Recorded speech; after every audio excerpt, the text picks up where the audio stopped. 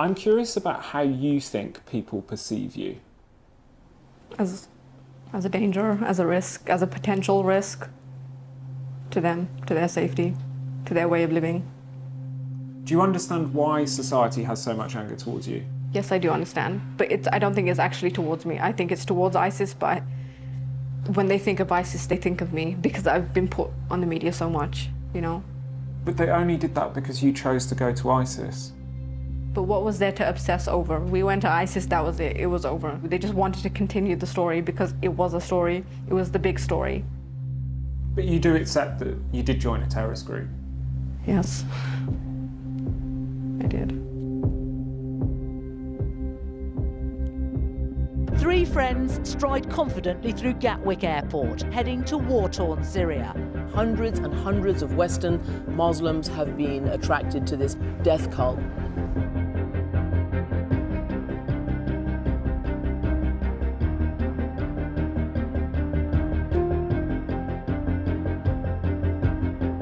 Shamima has become a lightning rod and a polarizing figure. I don't trust her. I think she's dangerous. I think she's radicalized. Was she trafficked? Was she groomed?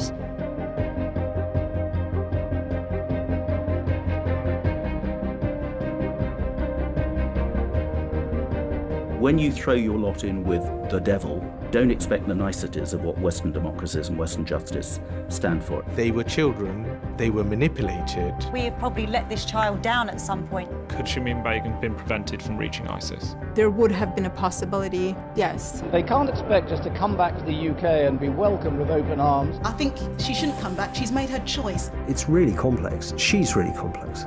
She was radicalised here. It's our mess and we should clear it up. The runaway ISIS bride has had her British citizenship revoked. If you did know what I knew, you would have made exactly the same decision. Of that, I have no doubt.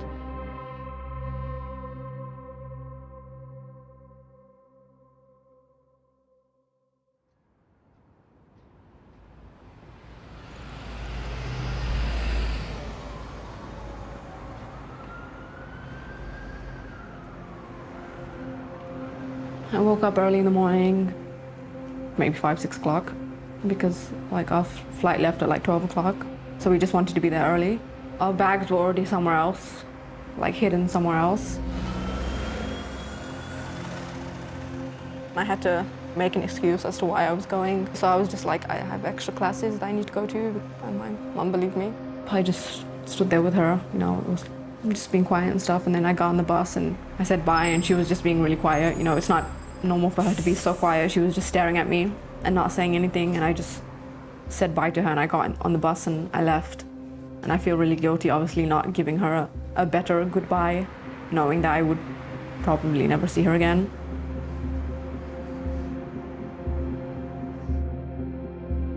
At the airport, there's a photo of you walking through the Gatwick scanner. What's going through your head? I felt like I was like not inside my body. It felt like a dream. That was one of the scariest moments of my life. Just handing the passport over to the man and him just like not even looking at it, just gliding it past and handing it back to me and telling me to go. Do you think you're ever coming back to Britain? Really, at that time, I just was not thinking. My mind was like completely blank, but I guess, yes, I thought this is the last time I'm going to see the UK, you know.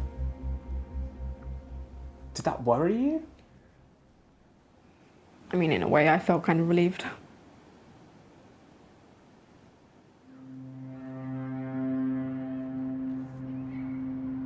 Can you take me back to 15-year-old Shamima and life before ISIS? Whenever I describe like London to people here, I just always talk about my friends because I feel like my friends were a significant part of my life. Khadija and Amira I met when I was 11, and they were the fun part, you know, they were the happy memories. Amira was quite outspoken, she was in different clubs, societies, she was even on like posters and stuff around the school. Khadija, really tall, and she was quite beautiful if I'm honest, so she used to stand out in that sense. Shamima was a ghost. she's quiet. I mean, I could hear a pin drop louder than her voice, you know? She seemed like she was in her own bubble. We were all different, but weirdly, we just like fit together like pieces of a puzzle, you know? And then when we were 14, 15, you know, we became religious. Was the shamima before that not particularly religious then? Not at all. Like, not at all. What was the change? Shamina became religious after her mum died. She was my closest friend. She was someone that you can confide in and she'll listen to you. I mean, the way she was talking about it, it was very persuasive, but even if it wasn't persuasive, you know, I just wanted to go along with what my friend wanted, you know, so I could be accepted. And I didn't want to give them a reason to, like, you know, exclude me from the group.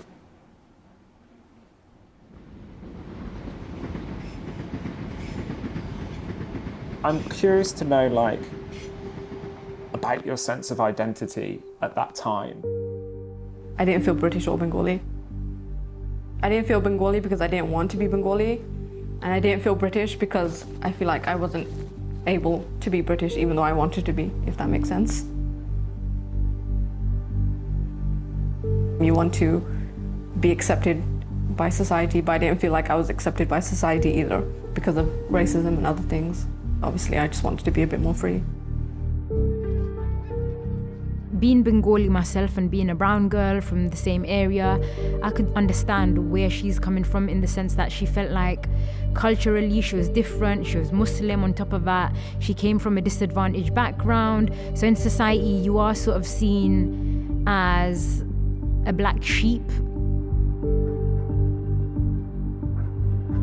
You know, it doesn't take a genius to just stand in an estate in Tower Hamlets and look around you, and you would have kind of grown up in kind of semi-poverty-like situation.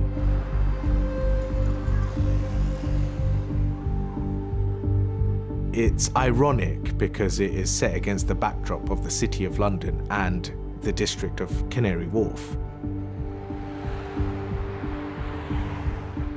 It does become a very hostile, challenging environment to grow up in. It's really hard wanting to integrate into society, but your family holding you back because their idea of being British is being loose and like immoral. Cultural expectations on a young woman would have been, yes, you're going to school now, but ultimately, you know, when you come of a certain age, you have to get married. And then basically that's pretty much end of the line for you. What was the shamima like for your parents? Just like depressed and quiet and obedient and just not content with my life and in a way resentful to my family for like I felt oppressed, but you know, that's an exaggeration at the time because I was just a teenager. I felt oppressed, but you know.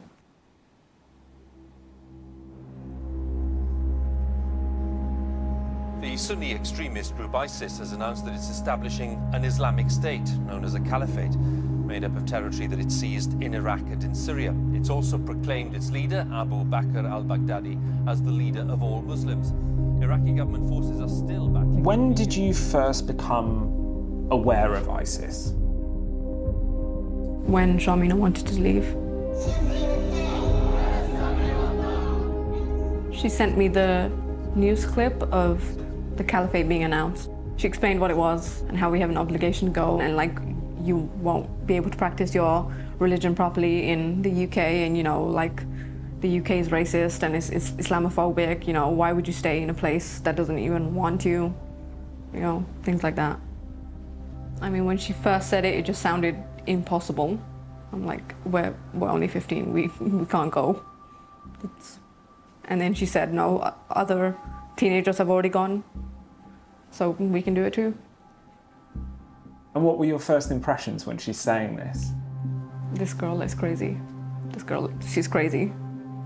Really? Like she's lost her mind. She's not there anymore. And then she was like, okay, fine, I'll just leave by myself then. And then she did it. And then she started contacting us from within ISIS and describing like the situation and how great it was. and it made it more real and it made it more possible. We just immediately started planning. I mean, Shamima already did it, so she just told us, and there were obviously other people online telling us and like advising us on what to do and what not to do. What shifts someone from sympathizer to traveller? It was that the travellers knew someone who'd gone. So the barrier to entry becomes lower if you know someone who's travelled. I think it's very reasonable to suggest that without Shamima does not go. She's talking to her friend who's saying, this is fantastic, here's how you do it, I can arrange it for you. What are you waiting for? What did you think you were going to? Like an Islamic utopia, I don't know.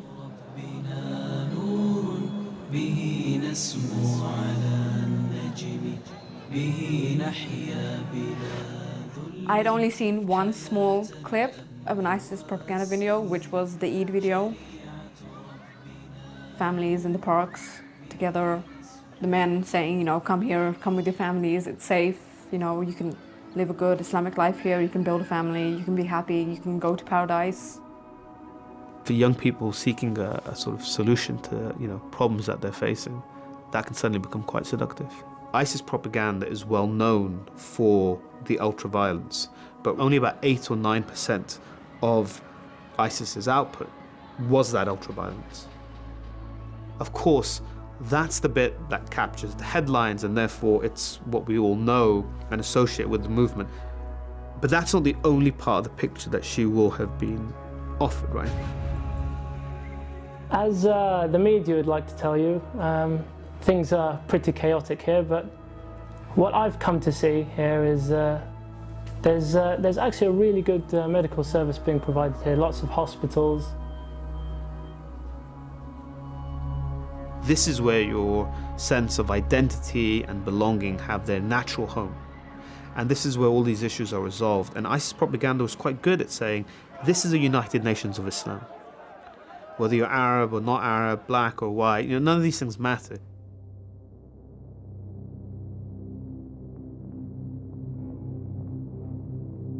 This is James Wright Foley, an American citizen of your country. As a government, you have been at the forefront. There was a lot of very critical things of ISIS in the news at the time, and you must have had some awareness of that. How do you ignore that, or how do you perceive that this is still the right thing to do with all the atrocities that they're committing?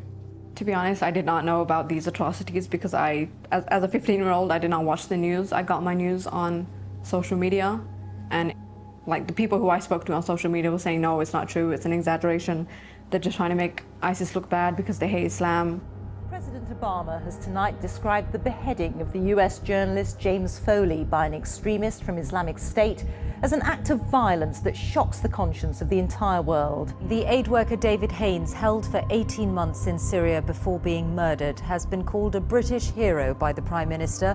In the last hour, a video has been posted on the internet which appears to show the British hostage Alan Henning being beheaded by an Islamic State. Do you get why people will find it hard to believe that you just didn't watch ISIS propaganda in London?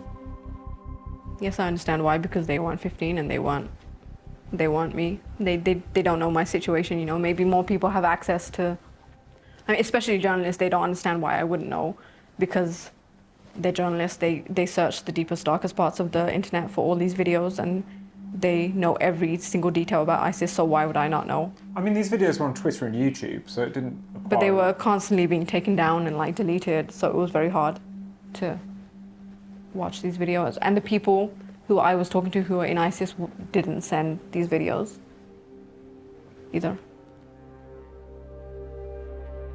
Shamima Begum has claimed that she didn't see the sort of videos of people being executed that were so widely publicised. Do you think that's true? Don't believe it. And no reasonable person would believe it.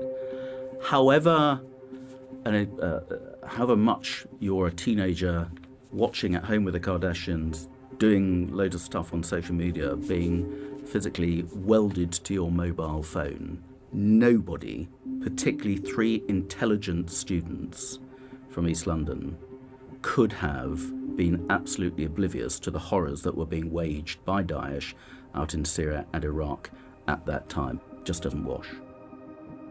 The one time I did hear about an execution was from a kid in school. He came and said that ISIS had just burned a Jordanian pilot.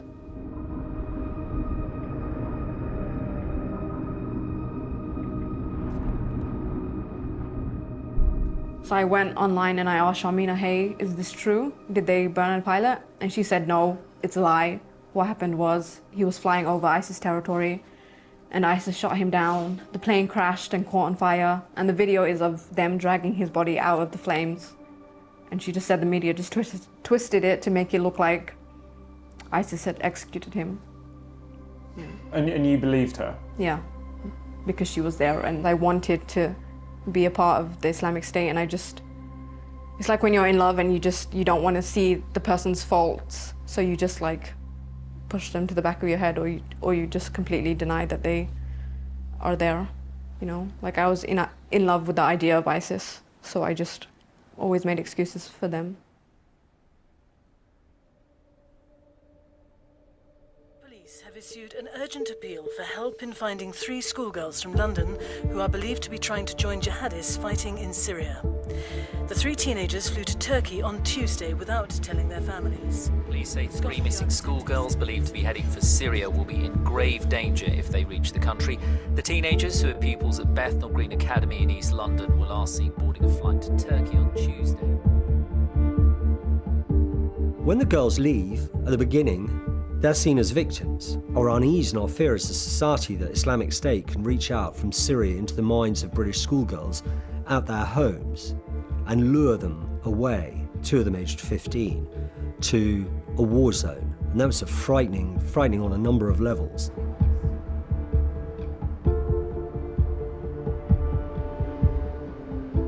So these are the images of the girls that the police have released. This is Salman calling from the East London Mosque. Is this to do with the news that broke today? It is. So is that your sister? One of the individual. Okay. Is it possible for you to come and visit me at the mosque? For the first time, when I spoke to Shamima's sister on the phone, she was distraught. She was crying. She was asking for prayers and so on, and that really broke me. Just so that you're comfortable, we've already had conversations with the police, inshallah, and we're going to try and get them to do as much as they can to bring them back. Yeah. And if you need anything from us, right? Huh? No, we're gonna make dua. We're gonna make dua. Don't cry. Please, don't cry. We'll do everything that we can. Yeah. Okay. Don't cry. All right. I'll let you go now. I think there was almost a feeling of loss before we knew that we had lost, and it was really hard to stomach.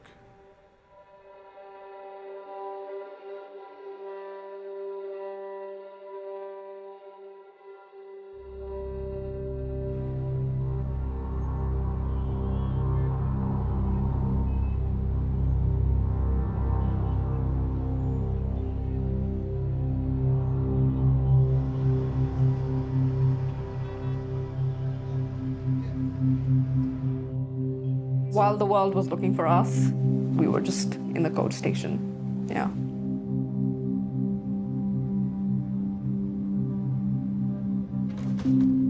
We changed our clothes, we dressed a bit more Islamically.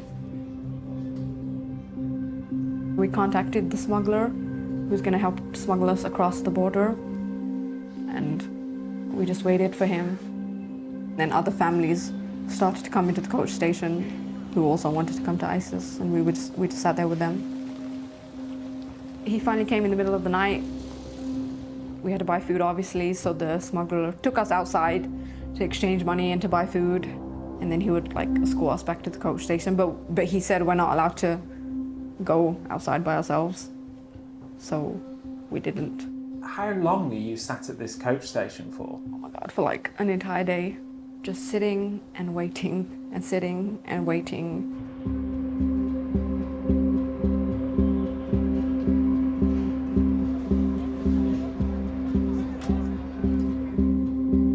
We finally get onto the coach after like one day.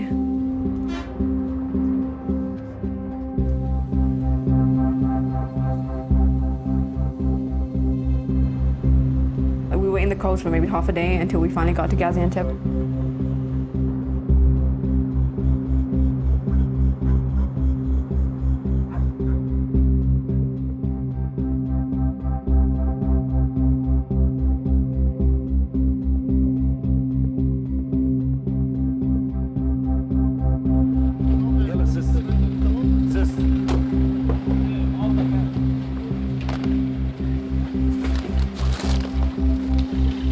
Go forward here. To this car. Put your bags. Yalla, hurry, don't stop here.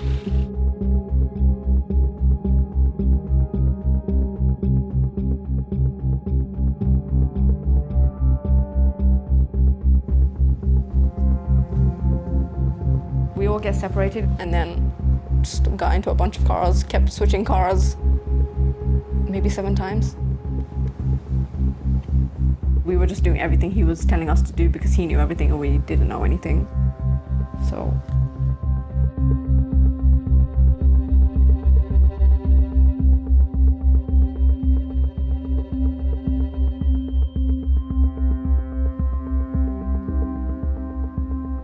What's the message that you're trying to get to her if she does see this? We love her and she's our baby. If anybody is telling her that they're going to love her more than us, they're wrong. Nobody in this world can love her more than we do. My little sister still sleeps in the same bed as my mum. And it's just... Sorry, give me a second. We just want her to come home. If you watch this, baby, please come home. Mum needs you more than anything in the world. You're our baby. We just want you home, we want you safe. We crossed the border. It was just a big field of nothing.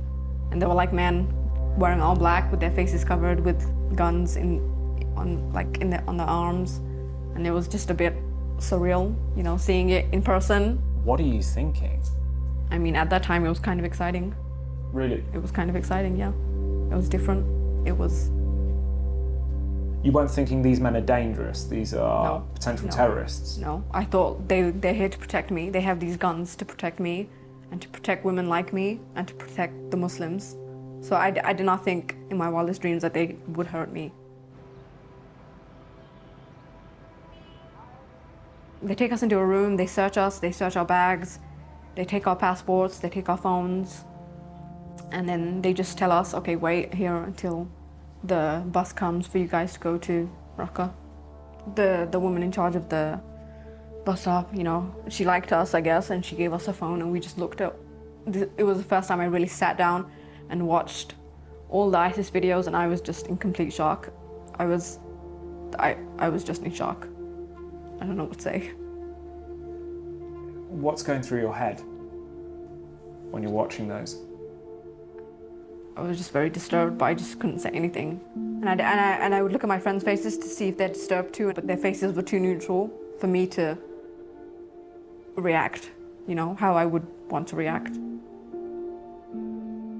I mean, in that moment, did you want to change your mind? I just thought, there's no turning back. I've already done it. I might as well see it through. Did you ever think about changing your mind at any point along the journey? No, not along the journey. Not from the Syrian border, yeah. Anybody who saw those gruesome videos and wanted to remain in any way associated with that organisation engenders very little sympathy from most people. This is joining up with people who are against everything we stand for and want to kill us. That's as bad as it gets.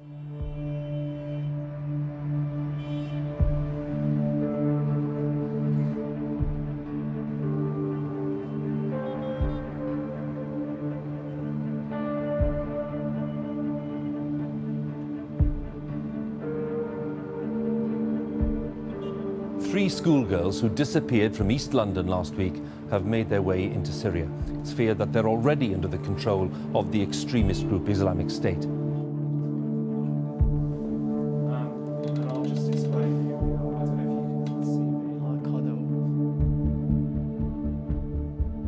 I remember I read an article about her and her other 2 friends that came. I read on Daily Mail. While you were in Raqqa? They were all over the news. Everyone knew about their arrival in Raqqa, and everyone was talking about it. They just sort of obviously think that it's going to be really fun, it's going to be some kind of adventure, but it's really not running away to join the circus. It's much more serious than that.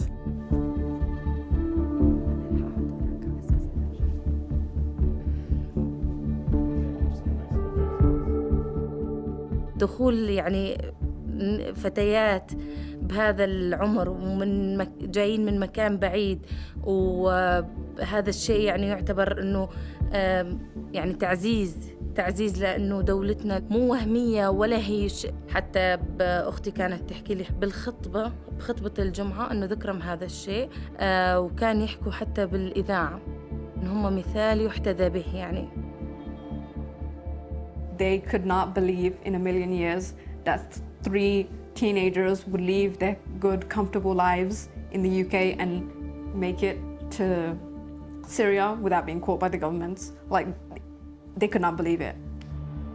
You know, when they got on that aeroplane, I don't know whether they were terrorists or not, but the likelihood is that by now or very soon they're going to be terrorists.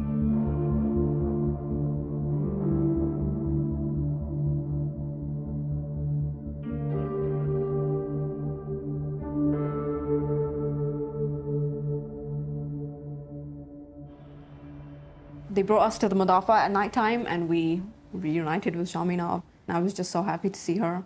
She was at the top of the staircase and we were at the bottom of the staircase and we just like screamed our girly screams and just like ran up to each other and hugged each other and cried, and we were just so happy to see each other and everyone was happy to see us. You know, it was a nice feeling, you know. Felt like sisterhood. All the negative feelings I had for her about lying to me kind of just like washed away. I was just so happy to see her safe and just there, and we were just like all reunited and like together again. It was happy. It was a happy event.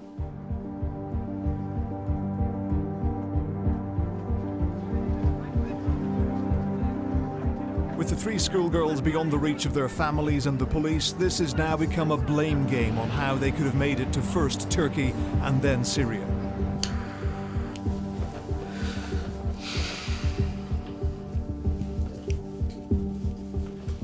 I wanted to try and find out if there's any scraps of any information that would help us work out if the girls were in contact with anybody in Syria. In Shamima's house, we managed to discover a letter from the Metropolitan Police. It was addressed to the parents of these girls, requesting their permission to question the girls officially around the disappearance of Shamima. But it was clearly handed to the girls themselves to give to their families, and none of the families had seen it.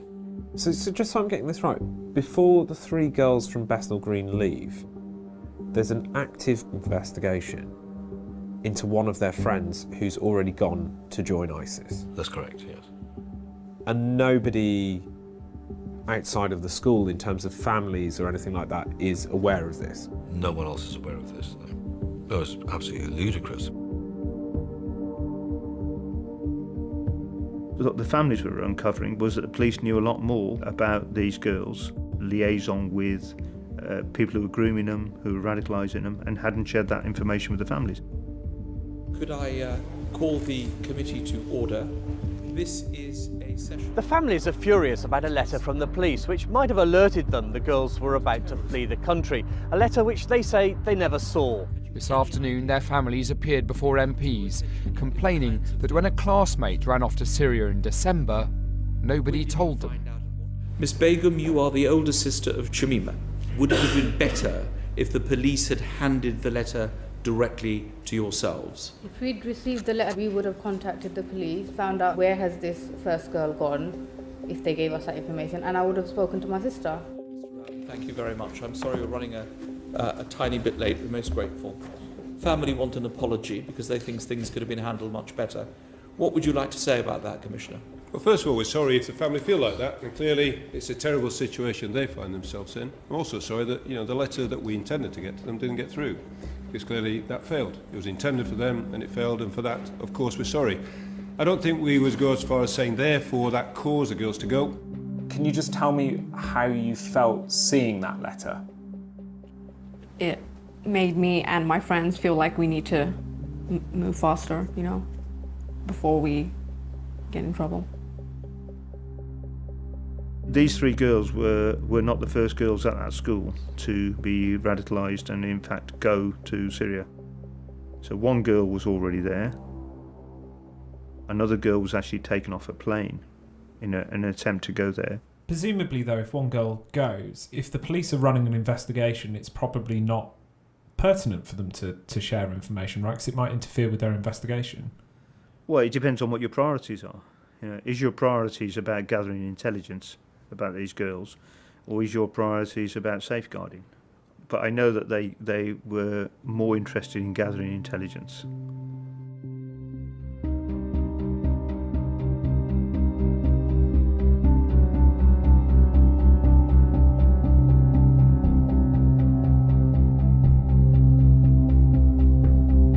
I was shocked to see how young the 3 girls were. And so following those developments is something that I did do. And you were in the intelligence community at that time? I was, yes. I just want to talk to you a little bit about Mohammed Rashid. This is a man that moved Shamima Begum to Syria.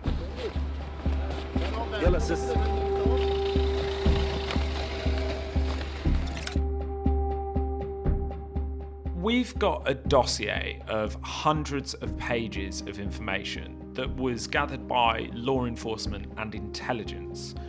It shows that Mohammed Rashid was gathering information on everyone he helped.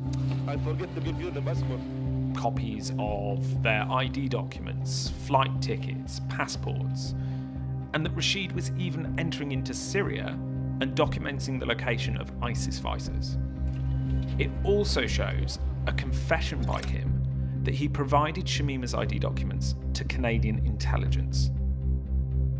Do you know if Mohammed Rashid was a Canadian asset? I do not. But if you did know, you wouldn't be able to tell me, would you? No, I would not be able to tell you. A very senior serving intelligence officer at an agency has confirmed to us that Mohammed Rashid was indeed providing information to the Canadians. How do you feel about that, hearing that? If indeed he was working on behalf of an intelligence agency, the activities that he was conducting are essential to intelligence collection. And so, that I don't have issue with. But there is a line that I feel was crossed in this operation that has, risked the lives of minors, and that's a line that should really not be crossed. And so this would be an operation that has gone wrong. Do you think there's a possibility that Shamima Begum could have been prevented from reaching ISIS? Yes, there is. There would have been a possibility and a way to prevent that.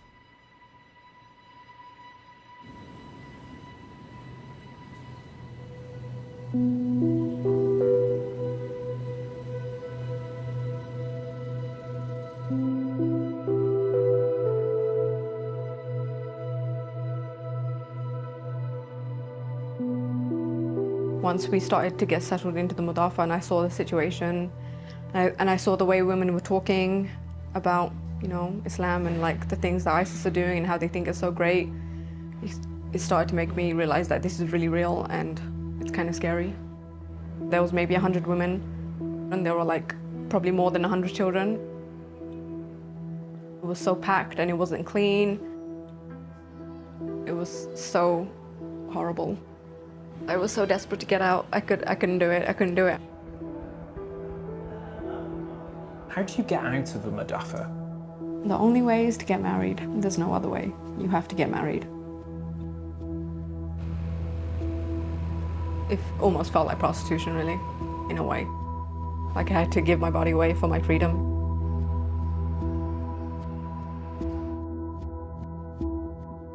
Khadija married a Somali-American man. He worked in the hospital. And Amira married an Australian. I deliver this message to you, the people of Britain. We will defeat you, bi'idhnillahi ta'ala. Takbir! Takbir! Dawlatul Islam! First you say, you know, I want to get married, and then they take down your information, and they ask you what are your preferences for what type of man you want to marry, like age and nationality and language. And I mean, if you want to be more detailed, you could even like say what you want them to look like, and they would just like get the list of the men, because the men have also given their information, and just kind of like pair you up.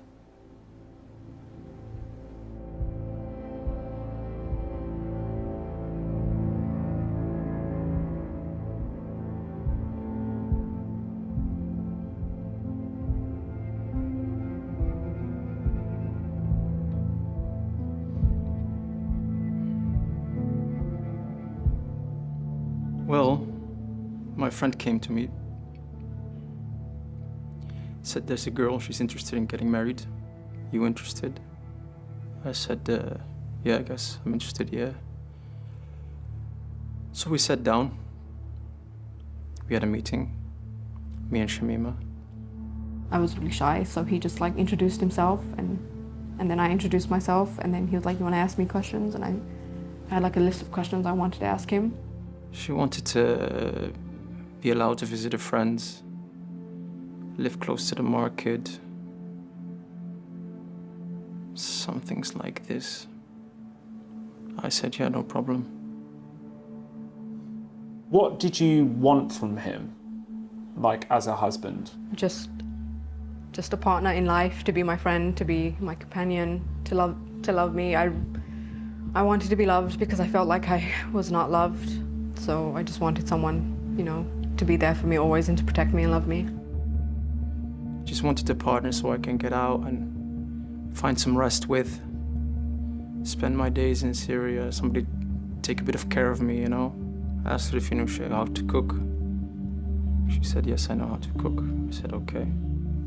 Why was that important to you? Because I need to eat. And I like nice food. It was kind of exciting for me because I'd never been in a relationship, so and I was my entire life I'm just surrounded by women, so it was kind of a new concept being with a man for me. It was a little scary as well because I was like, this is the man I'm gonna have to spend my life with for however long he's alive or however long I'm alive. So it was scary, yeah. We don't have such a thing as dating, going out, having a meal together. You get to know each other like a little bit.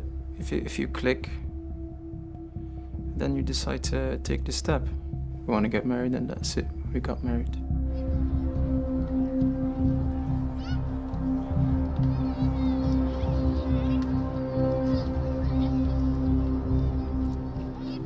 Then he took me to the park. That was really weird, like for the first time, like seeing the park, you know, the famous park that the Eid video was done in.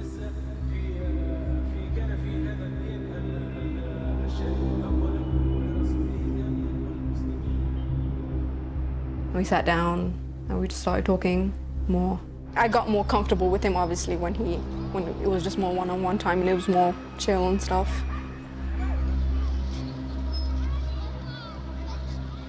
I want to say good things about him because there obviously were good things about him. He was very protective of me. He did take care of me, you know.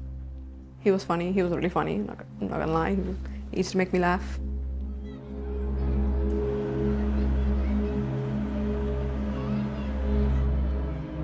There was this small, like, theme park I took her to once. We had a nice time. Ferris wheel, it was a very small Ferris wheel, old. Took a ride in it.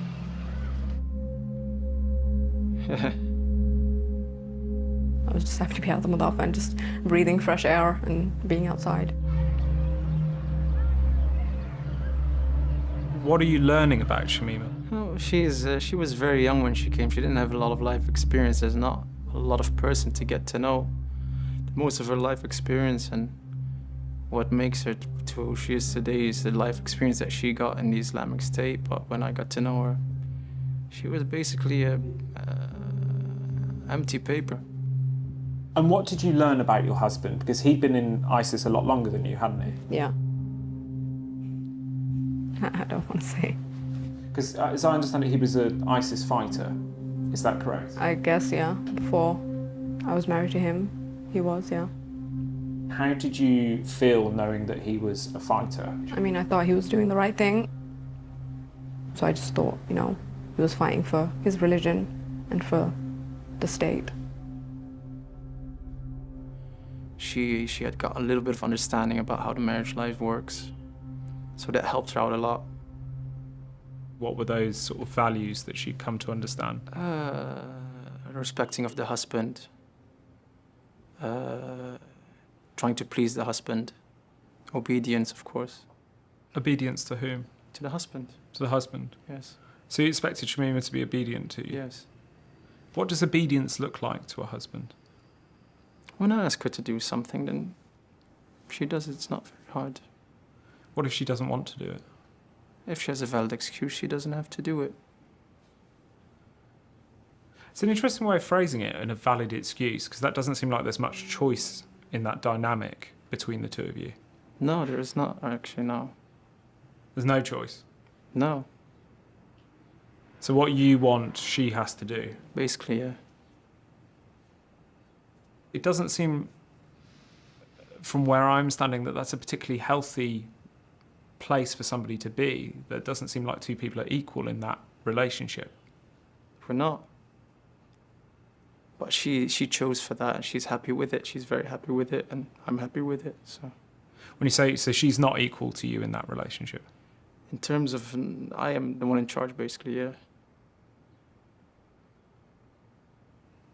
So you're around 21, and Shamima would have been how old? She was about 15 at that time. So you decided to marry a child? She was underage, yeah. I wouldn't consider her a child, no. But she was underage, yeah. You might not agree with it, but it doesn't mean it's not right.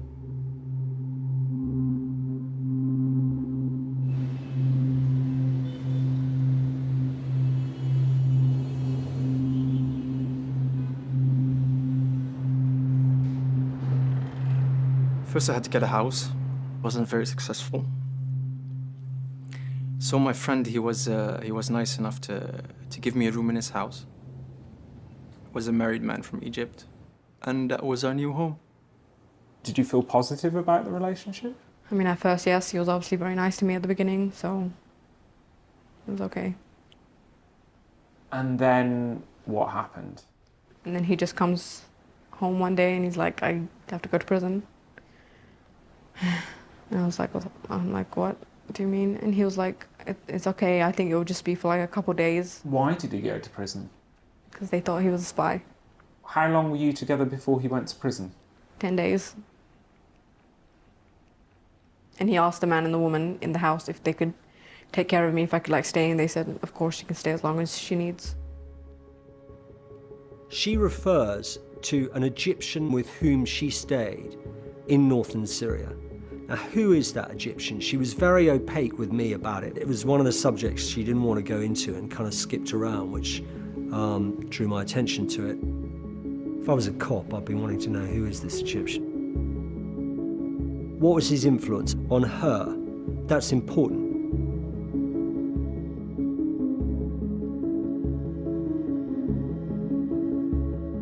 You said that you and your husband stayed with an Egyptian family. Yeah. Do you remember any of their names or anything like that? I don't. Any of their kunyas? No. And what were their names? Their kunyas were Kamra and Abu Kamra. That's it. And they were Egyptian? Yeah. And you don't know their real names? No. But you don't remember his actual name? His non-kunya? I think it was like Saeed or something. Saeed? Yeah, I heard his like wife say it a few times and then him answer, so that must be his name. Saeed? Yeah. What was his personality like? He was really nice. He was really nice to me. He was like a father figure in a way. Really? Yeah. Do you know what he did in ISIS? No. You never heard anything, any sort of Arabic or descriptive term of what his job was?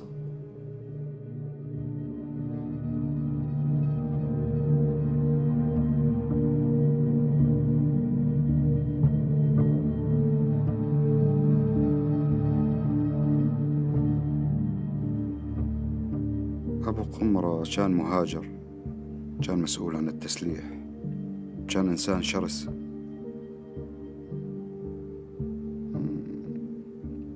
ملافظه قوية، إنسان سيء، سيء بكل ما تعني الكلمة. ساكنة معاه، تعرف أدق التفاصيل بحياته، مستحيل ما تعرف، مستحيل. What's the significance of this man potentially being an armourer for ISIS? Well, it would mean that he played a significant role on behalf of ISIS, providing weapons. Why might Shamima change her story or potentially conceal information from me? There's fear, there's trauma. This association in itself could mean that people would see her as a threat simply by that association. There are also consequences in terms of, what she's able to freely say, knowing that, any information can also incriminate her. So we've been told that he was arming ISIS members. Had you ever heard about that? No. How do you feel about the idea that you were living with somebody that was providing weapons to ISIS members? I don't know. Really. I don't know. I mean, I don't believe that, firstly. And secondly, I don't know how to even respond to that answer.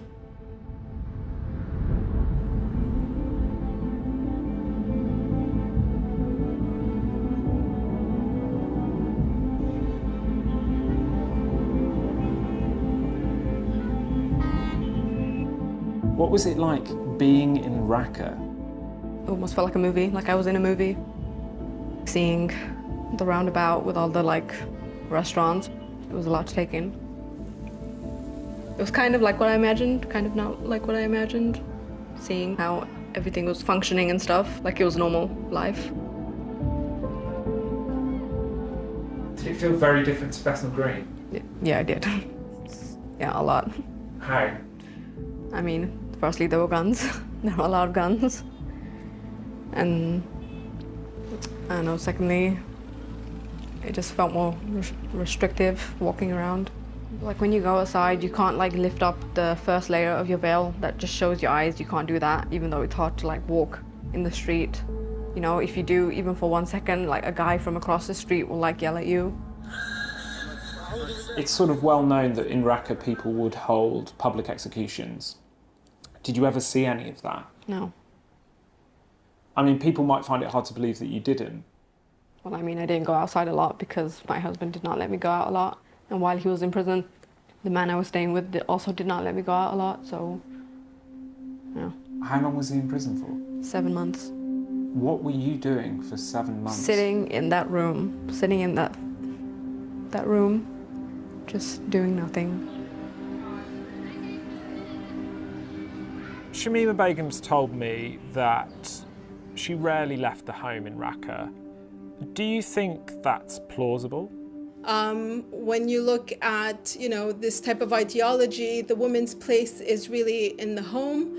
They wanted to grow the caliphate, and you can't do that without women. So predominantly their role was to marry fighters and breed children who they can train and radicalize and be of the same ideology. Did you question your decision yet, or did you still think you'd made the right choice? I mean, I always, in the back of my mind, was questioning my decision, but I knew there was nothing I could do about it, so I just had to keep persevering and going on, trying to live this new life that I decided to be a part of.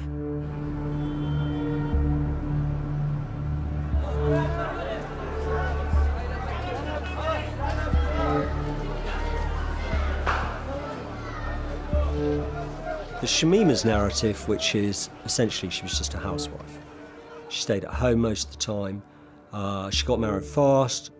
Then there is the narrative that in fact she was an active member of the terror group. Shamima Begum does have some very big questions to answer.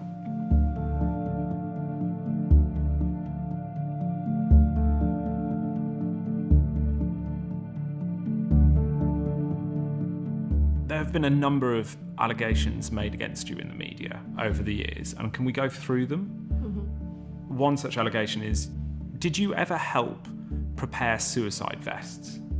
No. Not at all? Not at all. Did you ever try to recruit people or encourage them to join ISIS? No. Never at all? Never. Did you communicate with friends back in London when you were with ISIS? I don't want to answer that question. Did you receive any form of training? Were you given any of that? No. Not at all.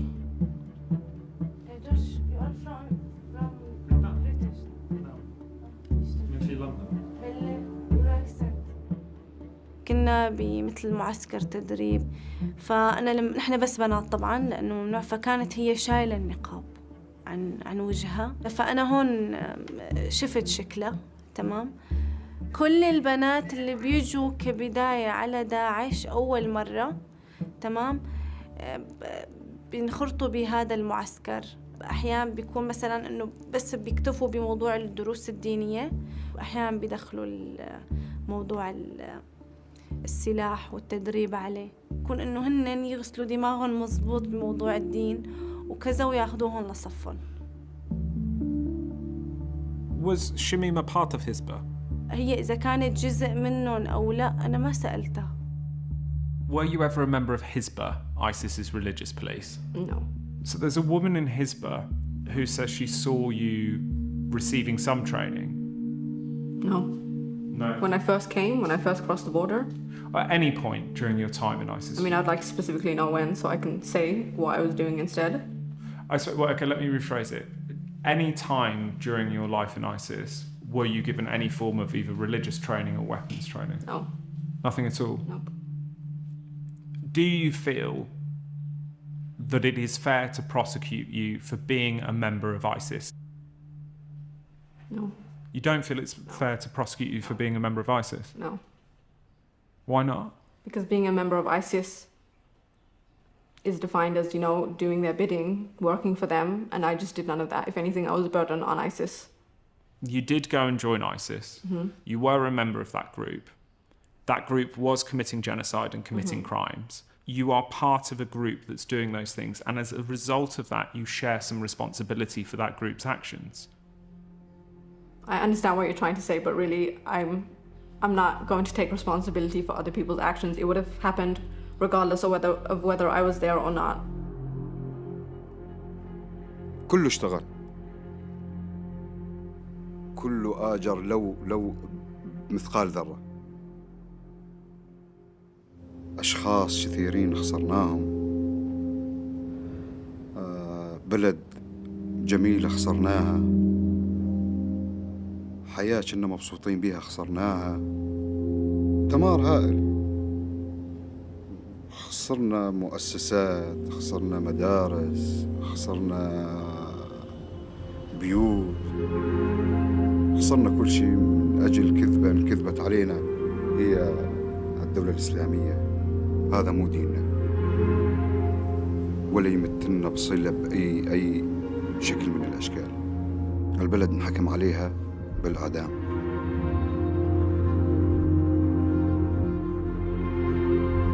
I think one of the biggest struggles you're going to have is because you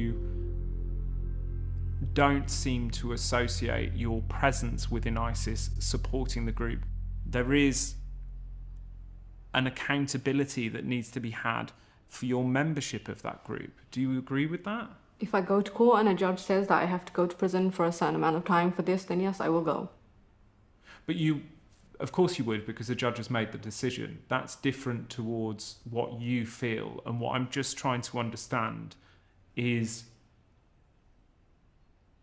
if you truly understand that you being part of this group in some way helped them and was an act of support for that group. Mm-hmm.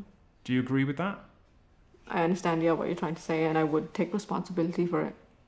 So you would? Yeah. And you understand that that group committed acts like genocide? Yeah, I do understand that. So when you reflect upon that, how do you feel about your decision to be a member of that group? Ashamed of myself for being so stupid, for falling for something like this. Just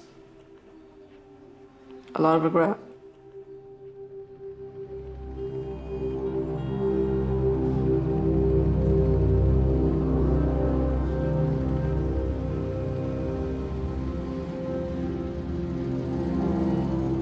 What happens on the day you're released? Can you take me through that day? Oh, it was a shock. I thought I was a dead man walking. All of a sudden, I get put into a van and I get dropped off somewhere in the middle of Raqqa. Of course, I was happy. It's euphoric. And there was a knock at the door, and I just opened the door, and my husband came in, and we just stared at each other, and then we didn't say anything, we just hugged each other. Gave my wife a very, very, very strong hug. She was very happy to see me as well. It was a very, very nice moment, yeah. Yeah. Were you surprised? Yeah, I was really surprised. I was surprised and happy, though, that he was out and that he was not a spy.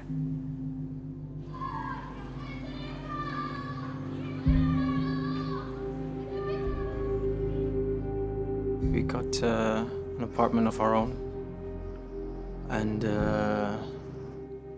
got to spend some time with her, got to know her.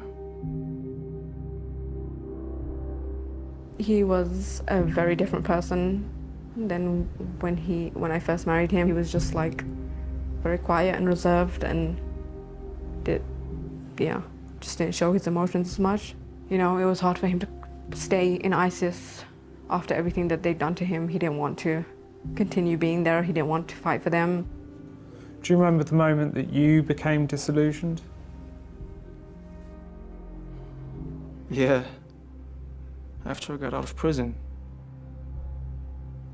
It's like, what the heck is this? Where did I come to? He had no friends because he found out that all his friends were talking about him while he was in prison, so he just cut them all off. And I felt like I didn't want to see my friends, you know, because they would just talk about how great ISIS is, and I just didn't want to hear any of it. So I was just at home with my husband. And that was hard, you know, you start to lose your mind when you're just only stuck with each other.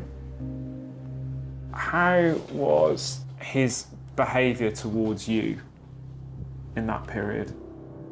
Just taking out his anger and frustration on me because of the situation he was in. Was that abusive? Yeah.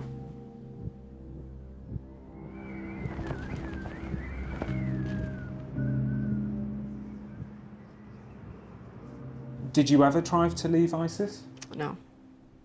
And why? Because it was just too hard. What would have happened if you'd been caught? Probably put in prison and tortured because they would assume that I'm a spy for wanting to leave. If they could do it to my husband, then they could maybe do it to me too, you know?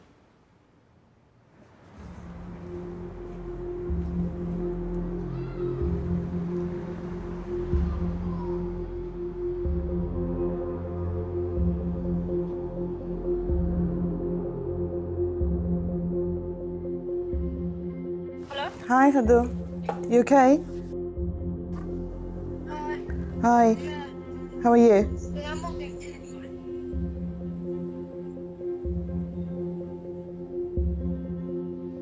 So how am I going to get up? You know the borders are closed right now. Okay, but I don't know if I want to do this because I don't have a good feeling. I feel scared.